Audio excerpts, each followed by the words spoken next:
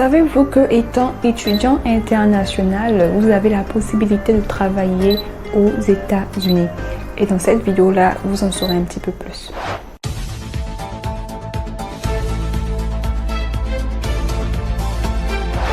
Bonjour à toutes et à tous, bienvenue sur ma chaîne. Moi c'est Bibi, j'ai immigré aux États-Unis en 2015 et là je fais des études de médecine. Sur cette chaîne-ci, je vous parle un petit peu de l'immigration et des études aux États-Unis. Également, j'ai une deuxième chaîne où je fais des lives et pour finir, j'ai une troisième chaîne où je parle un petit peu de tout sauf l'immigration. Donc je vous invite à vous abonner à ces différentes chaînes-là pour ne rater aucune de mes actualités. Sans plus tarder, on y va avec notre vidéo.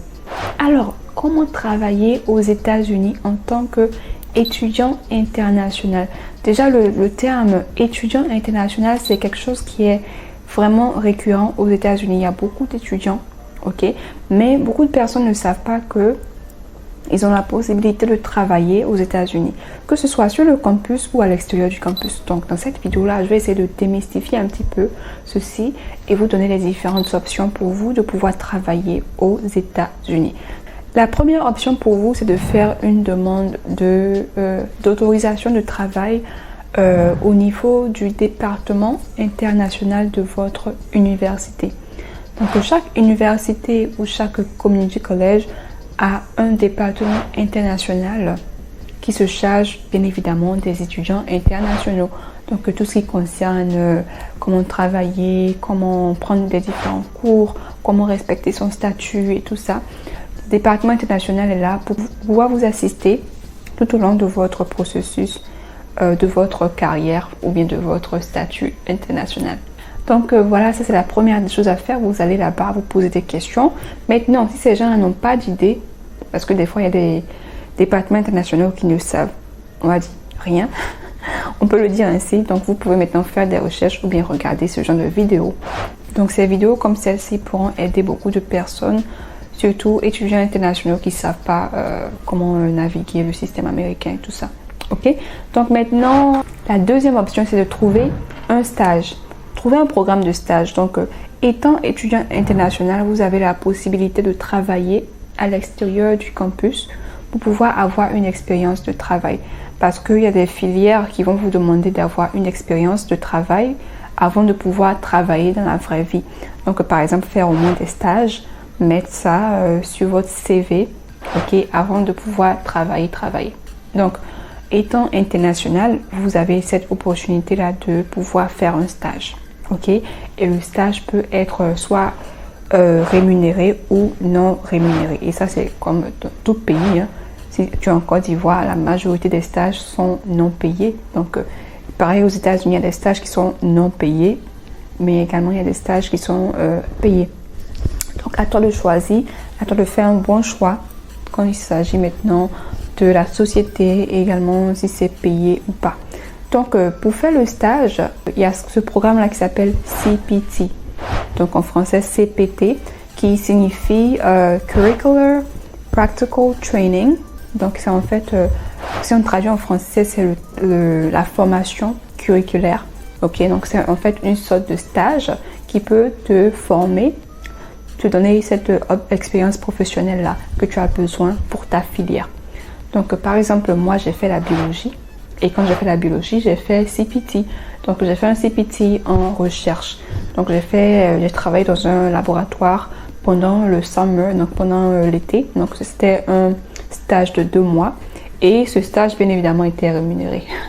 Qui va s'amuser. Moi, je voulais un stage payé. Donc, j'ai fait la demande dans ce stage-là. Je pense qu'on m'a payé $5,000 pour les 2 mois. Donc, c'était pas mal. Hein. Donc, j'ai fait ce stage-là. Et c'est un stage où on a travaillé tous les jours, hein, du lundi au vendredi. C'est un travail, sauf que c'est un stage pour les étudiants. Donc, j'ai travaillé tous les jours du lundi au vendredi de 8h à 16h. Des fois, je finissais un peu plus tôt. Et puis, sinon, la majorité des jours, c'était comme un full-time job. Tu travailles de 8h à 16h. Et au final, on te paye. Donc, voilà pour dire que le CPT, c'est une opportunité pour vous. Donc, comment différencier le CPT du OPT? Donc, le OPT, c'est Optional Practical Training. Donc, le CPT, déjà, c'est seulement pour ceux-là qui n'ont pas encore fini leurs études. Donc, tu es encore en train de faire ton bachelor ou bien tu es encore en train de faire ton community college, donc tu n'as pas encore obtenu ton associate degree, ou bien quelqu'un qui est en train de faire son master mais qui n'a pas encore obtenu le master. Comparé au OPT, c'est pour quelqu'un qui a fini de faire ses études, donc tu as obtenu ton bachelor et tu veux maintenant travailler dans le monde du travail, donc ça c'est le OPT. Alors que le CPT, c'est plus pour les stages, pour des étudiants qui n'ont pas encore fini leur filière, leurs études. Donc maintenant pour le CPT, il faut déjà avoir un boulot. Donc il faut avoir déjà une offre d'emploi avant de pouvoir faire la demande du CPT. Alors que pour le OPT, c'est le contraire, tu peux faire la demande de OPT à n'importe quel moment sans avoir forcément une offre d'emploi sur la table. Ok, tu fais la demande, quand tu as ton permis de travail, maintenant tu peux commencer à chercher du boulot. Mais sauf que tu as quelques jours précis limite pour pouvoir trouver un boulot. Dans le cas contraire, ton permis de travail va expirer. Donc voilà un petit peu les différentes différences. Sinon, avec les deux, tu peux trouver un travail soit rémunéré ou soit pas rémunéré. Mais je pense que tout le monde veut un travail rémunéré, n'est-ce pas? Comme on dit, time is money. Donc je ne vais pas vouloir travailler quelque part et puis faire ça gratuitement. Dans ce cas-là, il faut juste aller faire le bénévolat quelque part, n'est-ce pas? Donc voilà un petit peu pour vous quelques idées. Le CPT, c'est tout étant étudiant que tu peux le faire. En troisième partie, vous pouvez travailler sur le campus. Je tiens à rappeler que de nombreux collèges et universités aux États-Unis, donc colleges et universités aux États-Unis, offrent des emplois aux étudiants internationaux sur le campus. Et ces emplois-là peuvent inclure des travaux dans les bibliothèques, les résidences universitaires ou bien dans les différents bureaux administratifs. Vous avez la possibilité de travailler sur le campus. Ok, donc moi par exemple, je me rappelle, j'ai travaillé, déjà mon premier boulot c'était dans le département international. Et je pense que j'ai fait une vidéo sur les différents boulots que j'ai fait aux États-Unis sur ma troisième chaîne. Donc je pense que je vais mettre ça quelque part en haut ici ou ici. Pour ceux qui sont intéressés, vous pourrez aller regarder la vidéo et vous abonner. Donc on revient à la vidéo. Donc pour dire que vous pouvez travailler dans n'importe quel département sur le campus à condition que ce département-là ait un budget job. Donc le budget jobs, je pense que c'est la plupart des écoles ont ça. C'est un budget que chaque département reçoit pour pouvoir payer leurs étudiants ou leurs travailleurs.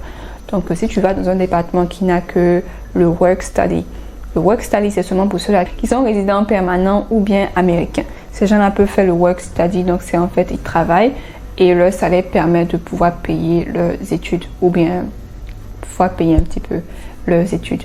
Donc ça c'est pas applicable aux étudiants internationaux. Pour vous étudiants internationaux, vous devez faire les boulots qui payent vraiment, ok, qui vous donnent de l'argent. Parce que le work study, on ne vous donne pas l'argent directement, ça va directement sur votre scolarité, ok. Donc pour les étudiants internationaux, le travail que vous faites là, on vous paye chaque 2 semaines, ok. Par exemple, moi on me payait chaque 2 semaines où je travaillais.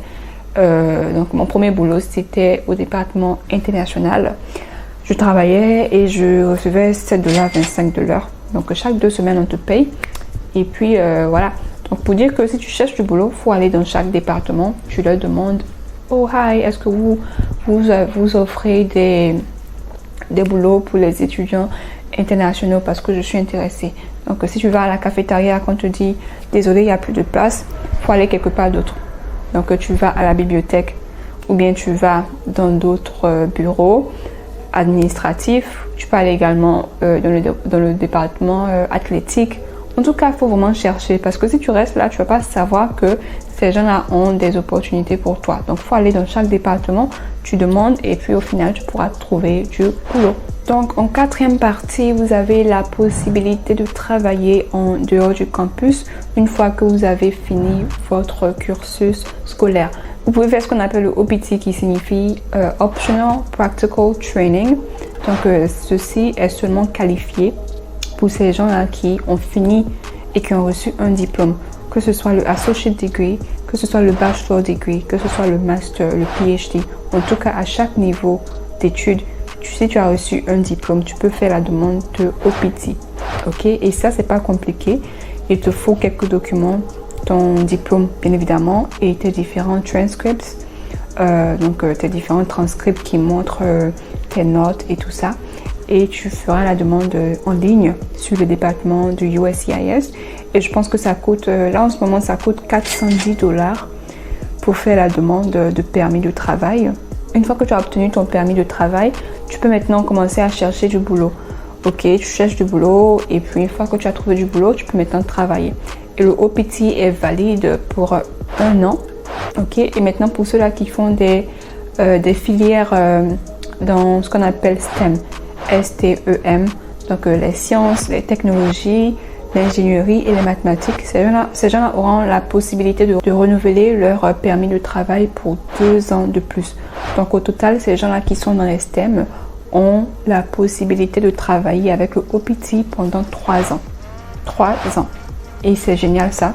Et pendant ces 3 ans-là, si tu travailles avec la même société, tu travailles bien et tout ça, ces gens-là auront la possibilité, ok, s'ils le souhaitent bien évidemment, hein, parce qu'il y a des gens qui ne vont pas vouloir te sponsoriser, mais si tu travailles dans une société qui sponsorise, ils pourront te sponsoriser pour un visa qu'on appelle le visa H1B. Et avec ce visa-là, tu peux plus tard pouvoir faire une demande de résidence permanente, donc la green card. Et avec maintenant ta green card, tu es résident américain. Tu peux maintenant quitter le boulot et puis trouver un autre boulot. Donc voilà un petit peu les différentes options pour vous de pouvoir travailler étant étudiant international. J'espère que cette vidéo là vous aura été utile. Si c'est le cas, n'hésitez pas à liker, partager et on se dit à la prochaine. Bye!